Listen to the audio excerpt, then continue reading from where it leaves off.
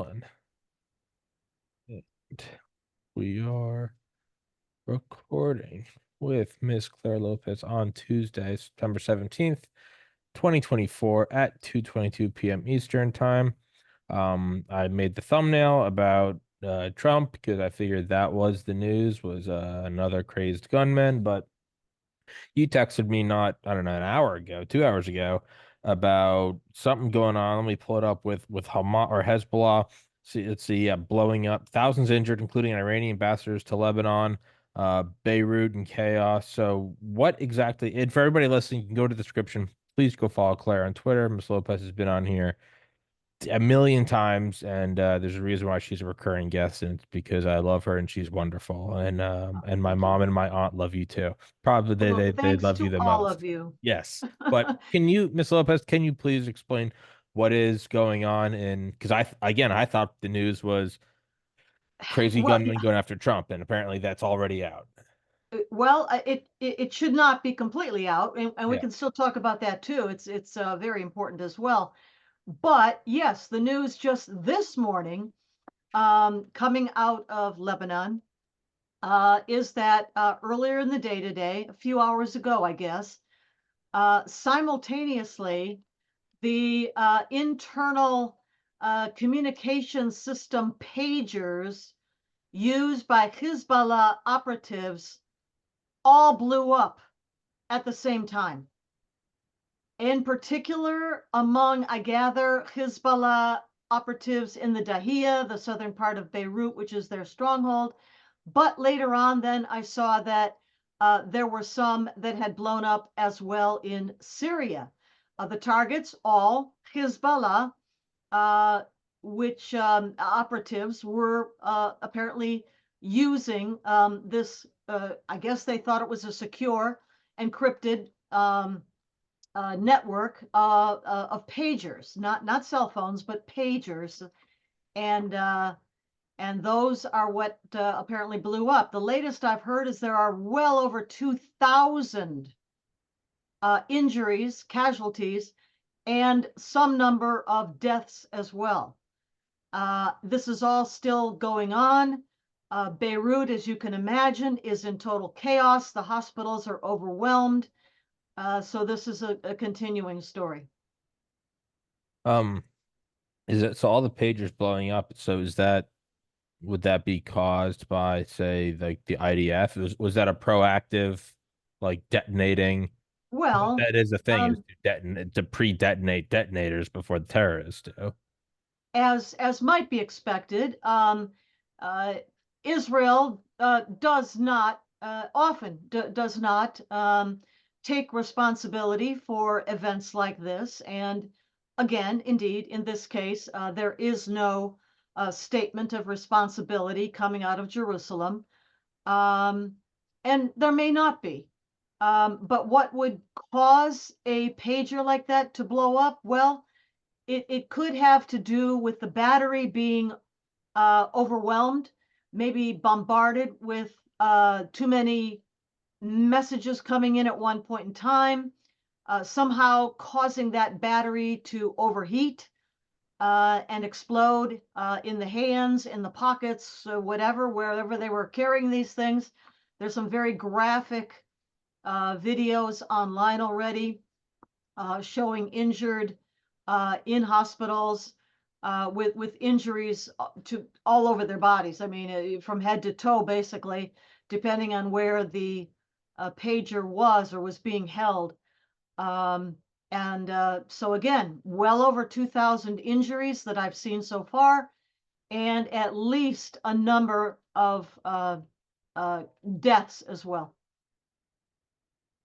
Sorry, there's sirens outside, so I muted that. As for again, I can't really speak on this because I haven't read anything about it. So, um, can we kind of what do you know about the what was it, 2 days ago, 3 days? What day was did they catch another? It wasn't yesterday. It was 2 days ago, right? That they caught another the gunman on Trump's golf course. Oh, that was on Sunday, so that would be 2 days Yeah. ago from now when we're talking. The date would have been September 15. Today we're talking on September 18. But let me add one more thing Yeah. real quick about these pager systems and Hezbollah. The importance of this is that at the moment right now, Hezbollah's internal thought to have been secure communication system is gone. It's out of commission. Um, just kind of, thinking ahead, what better time, um, if one were, of a mind to do so, what better time for a massive follow-on um, strike against Hezbollah forces in southern Lebanon, basically south of the Litani River, um, that have been harassing, bombing, rocketing um, the populations, the villages, the kibbutzim in the northern part of Israel ever since October 8 of last year, 2023. So that's speculation on my part, but the idea does come to mind. And then for simpletons like myself, I didn't even realize till 10 seconds ago, we're talking about Hezbollah. Hamas did October 7th. Yes, but Hezbollah, Hezbollah jumped in and yeah, began to attack northern Israel the day after. yeah. In other words, on October the 8th, the Yeah. attack, the Shabbat massacre being on October the 7th, which is coming up pretty Yeah. soon. And, there will be commemorations of that all over. Yeah. No, I remember. I remember that Hezbollah started. The day after. But I was just Yeah. in just even the new. There's the story that you're talking about now. I didn't even realize till you were speaking that we're not talking about Hamas. And yeah, Correct. so it seems like, I mean, yeah, why wouldn't you if this was a counterattack or a proact what I don't even know the terminology, but a proactive attack, yeah, you would want to follow up with Or that. preemptive, perhaps, Yeah. in a way that does not cause, um, infrastructure, physical damage to urban centers, homes, buildings, whatever, but strikes very specifically at Hezbollah operatives themselves, the individuals, one by one. Many, many thousands hit all at once and basically taken out of commission, them and their communication system. Again, I guess my brain's going through molasses today. We're talking about the beepers exploding. We're not talking about exclusively suicide bombers. No, no, We're talking these about the are beepers these, ex these little pager devices, which are not cell phones, but these were, I don't know, maybe it was the their little, yeah. New Year's employee gift of the year or something. I don't know. But they use these pagers as an internal encrypted, thought to have been secure communication system among Hezbollah operatives Whoa. themselves. It's on a side note, it's just one of those things where you never quite realize just how many subconscious assumptions you make. And I'm in my mind, if we're talking about terrorism blowing up, my first thought was Hamas, not Hezbollah.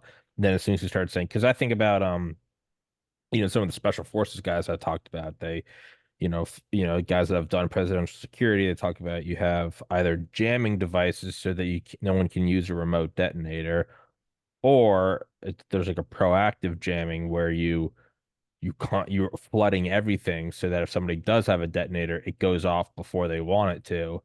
But I just assumed that we were talking about suicide, but the devices themselves are like, so yeah, like whenever you'd see like a couple years These ago, little things in your pocket or wherever not maybe you're even, holding them.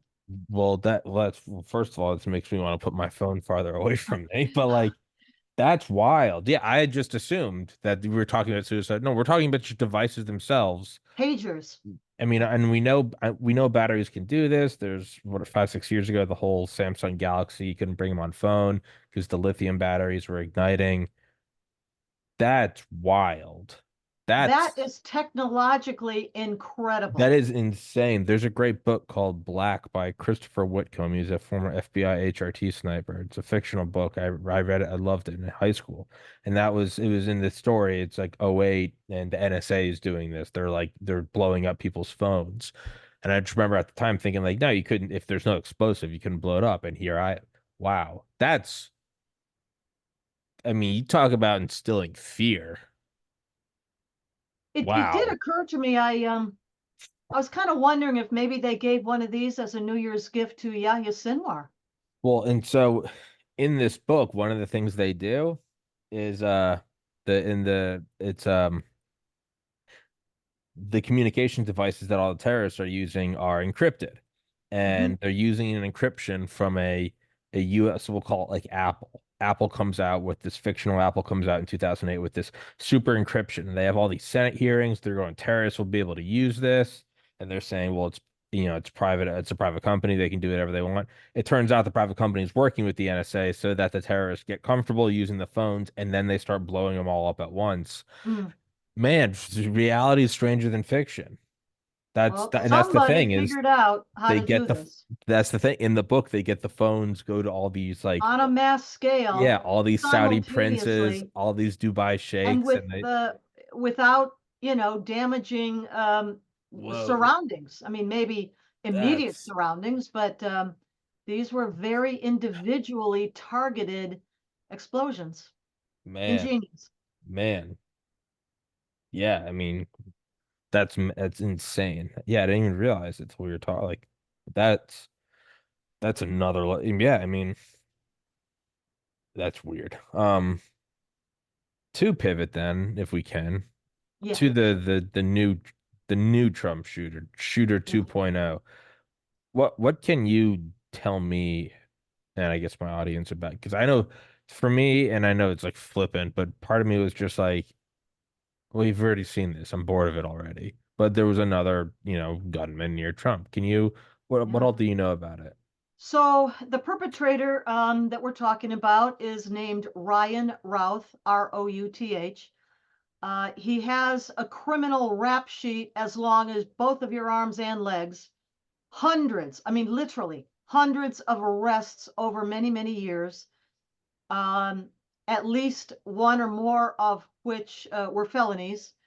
One of which refers to WMD. Now, I don't think that's accurate. He didn't have chemical, biological, or nuclear weapons. I don't know why they put that in there, but apparently what he had was a fully automatic um, AR-15 style of rifle, which is obviously not WMD.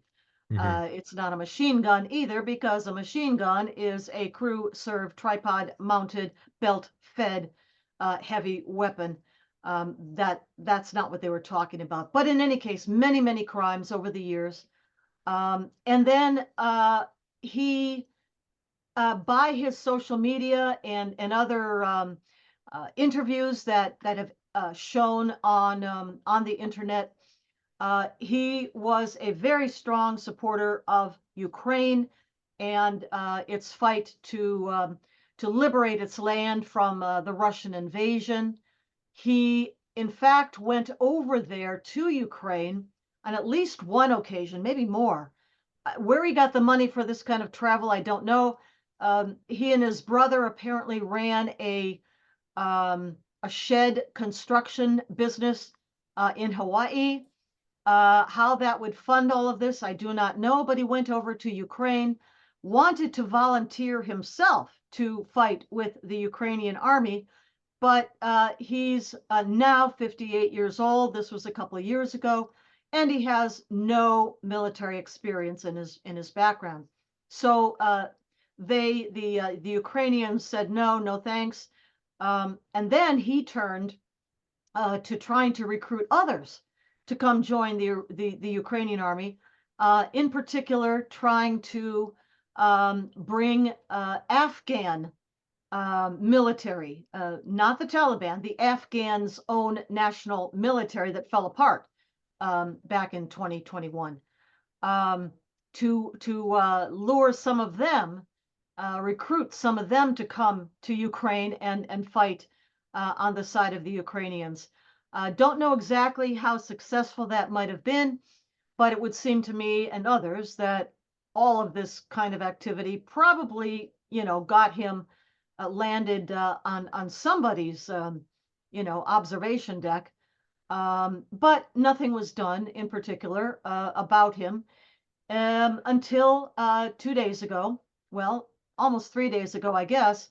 The night between Saturday night and Sunday night of this past weekend, Routh was in West Palm Beach, and he drove a black Nissan SUV to the Trump International Golf Course, which President Trump owns and where he plays often, drove himself there, parked somewhere nearby the periphery of the golf course, and then hid himself in some kind of dense bushes that surrounded the periphery of the golf course at that particular location that he chose. He took with him an SKS, which is a version of an AK-47 with a scope on it, an old weapon apparently, and not new at all, something old, and it had at least part of its registration number scraped off. Apparently not the whole thing, but part of the number was scraped off. So he took that. He had two, I guess, backpacks. One of them, kind of oddly, had ceramic plates in that backpack.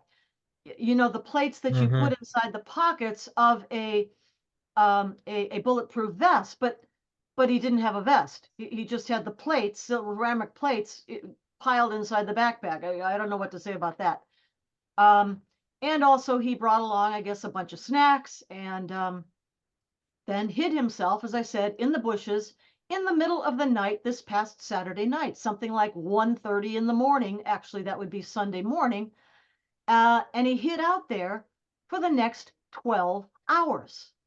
Now, the failure, among many, of the U.S. Secret Service was that apparently, well, obviously, no perimeter surveys, no, lookout around the perimeter of the golf course was done. Obviously, 12 hours passed with this guy in the bushes. There was also a chain link fence there, and then the bushes on the inside of that fence on the grounds of the golf course. And Ralph himself, he stayed on the outside, the street side of the chain link fence. In any case, though, no dog patrol, no scouting by the Secret Service of the perimeter of the golf course prior to what went down on Sunday afternoon. And then I'll say that President Trump did not have a golfing outing on his Yeah. ordinary open schedule for that day. I don't know at what point he decided to go there, whether it was earlier or whether it was a last minute on a whim decision. I don't know. But it's only, I don't know what, 10, 15 minutes across the bridge from Mar-a-Lago. So there they are on West Palm. And Trump had gotten as far in his golf game as the fifth hole. And that would be some distance from the vantage point of Routh. But his next hole would have been the sixth hole. And that one was closer even to the fence line. However, what we are told anyway is that an alert Secret Service agent noticed when Routh poked the muzzle, the barrel of his rifle through the fence line and through the bushes, poking it out in a way that somehow caught the attention of that Secret Service agent, who, armed only with a handgun, I guess, nevertheless opened fire at a distance of at least 200 or 300 yards. So obviously the handgun's not going to be effective in hitting the guy, It's but it did suppressive. scare him off. He dropped the weapon on the ground. He left the bags kind of hanging on the chain link fence and ran to his vehicle, which was parked not far away. somehow some random pedestrian observed this going on. Maybe he had heard the gunshots, and had the quick thinking, we are told, to take photos of Routh and of his Nissan SUV. And that pedestrian, that observer, quickly passed the photographs to law enforcement, which enabled them to get on the trail of Routh, who fled up Route 95 to the north out of Palm Beach. Something like 45, 50 minutes later, he was pulled over and apprehended.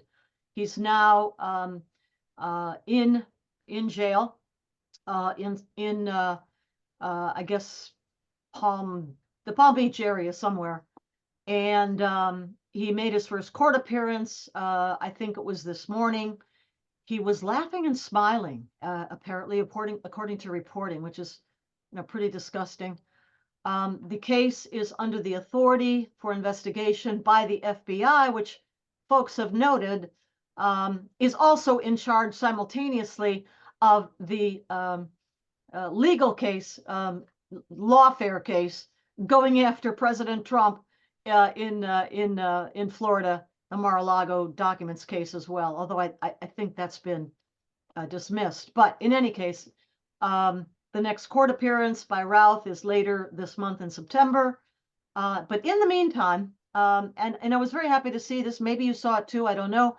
But this morning, Florida Governor Ron DeSantis held a press conference. And of course, whatever happened went down in his state, of which he is governor. And he announced that he will be opening and managing an investigation into the incident himself. And I'm very happy to see that, because I think many of us trust Governor Ron DeSantis and believe that he'll run a thorough and a professional and transparent investigation. So that's kind of as much as I've been able to glean from the onslaught of news reports so far. So I think like the really kind of the only thing of note that I've seen or had time to pay attention to is how did he know to be there if Trump Yeah, didn't, right? good question. Because it's not, again, the analogy I use is it's not like somebody's hiding out and trying to kill me, where you could probably get near me and really have no problems. Like, Yeah. it's the former president, billionaire. Well, There's an assassination attempt already. You're not getting near him. yes, you are. I mean, obviously that happened in Butler, PA, back in July 2 months ago, and it's now happened again. And here's what I understand. That there are different tiers of protection packages for the Secret Service depending on the individual. For example, the president, his immediate family, vice president, immediate family, are going to get the highest tier level of protection, with the most personnel, the most resources devoted to that protectee and those family members. For a former president, even though a current candidate for president again, it's a lower tier of protection with fewer personnel, with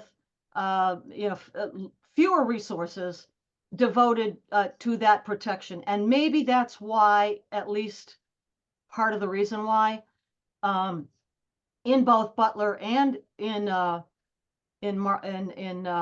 Palm Beach, the Secret Service advance team and protection package was absolutely not even remotely adequate. Although, I mean, it should be said that the immediate bodyguards right around President Trump as he was golfing, again, responded instantly, immediately, and professionally, and took care of him, whisked him out of the area very quickly. But after Butler and obviously the resignation of the then director of Secret Service, Cheadle, it might be thought that President Trump ought to have, more than whatever the manual says for his protection package, and in addition to which, we know that foreign regimes like the Iranian regime continue to issue threats of assassination against him. We've known that there have been Iranian assassins inside the United States. We know that the day before the attempted assassination in Butler, that did take a life and injured two other people. The day before would have been July the 12th. And on that day, a Pakistani was apprehended. And that individual is charged with being in the country to attempt to recruit potential assassins to go after Trump. Now, there are others who have been threatened as well, like former UN ambassador and National Security Council advisor John Bolton, also former CIA director and former Secretary of State Mike Pompeo, and others. They're also repeatedly named by the Iranian regime as targets for assassination. But with all of this specifically aimed at President Trump, maybe it's time to throw the manual out and go on, what the actual situation is, the threat level to this president, former president, maybe future president, and gear your protection package to the actual threat level, no matter what Trump's, actual sort of official status is at the moment. Yeah, well, inferring that the current administration doesn't want him dead. I mean, there's got to be a mole or something, because yeah, it's so.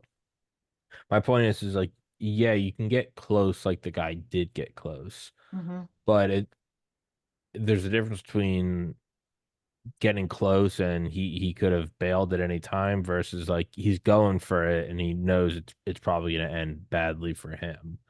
Like he went for, like, if I, like, okay, for instance, if I wanted to, I could scale the fence at the White House.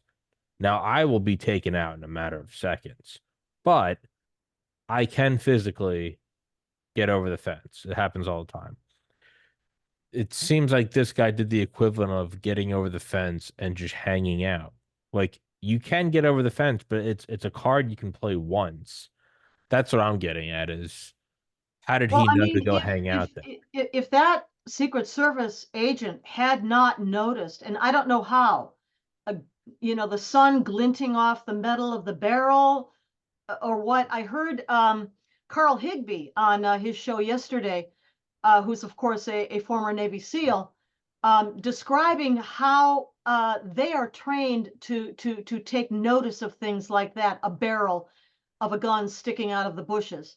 And Carl Higbie said that in nature, bushes, trees, I'm looking out my front yard here, nothing is in a straight line. Yeah. All the branches on the bushes, the branches on the trees, everything is, Mhm. crooked. It grows, that's the way it grows. Yeah. Um, but they're trained then to look for something that is a straight line, which would be indicative of a human presence of some sort.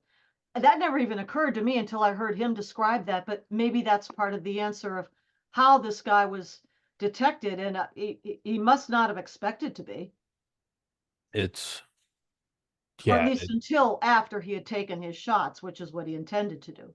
yeah. And it is kind of just, it's flippant. It's disgusting though. The people that are like, he's fine and he wasn't injured, and this is staged. It is like a maddening level of normalization of people getting near the ex-president with a gun. Like, that's, Well, and we can talk about, some of what may have led up to that.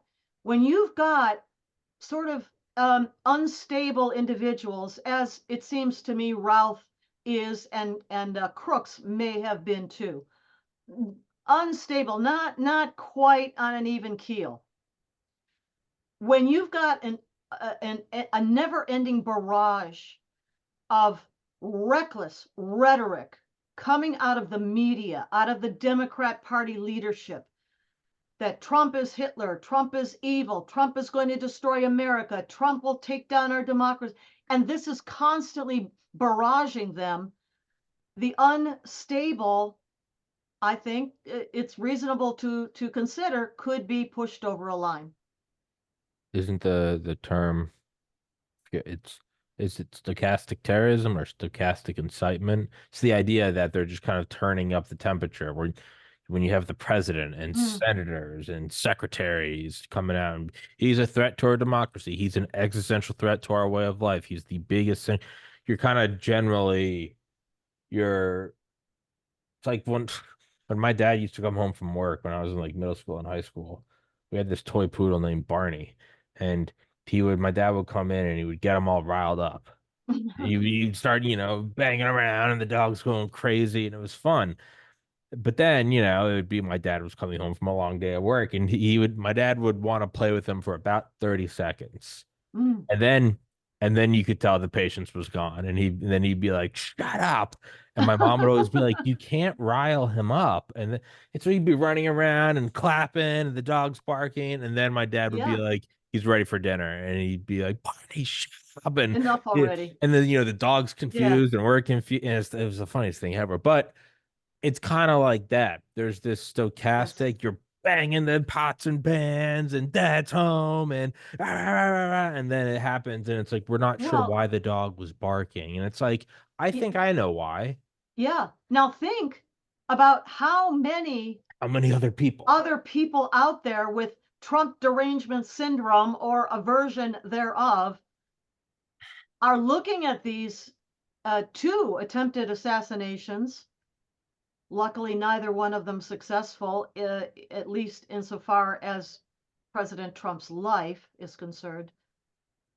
But looking at those and saying, I could something's do it. got to be done. And I'm the one to do it, except I'm going to do it right. I mean, I can imagine that.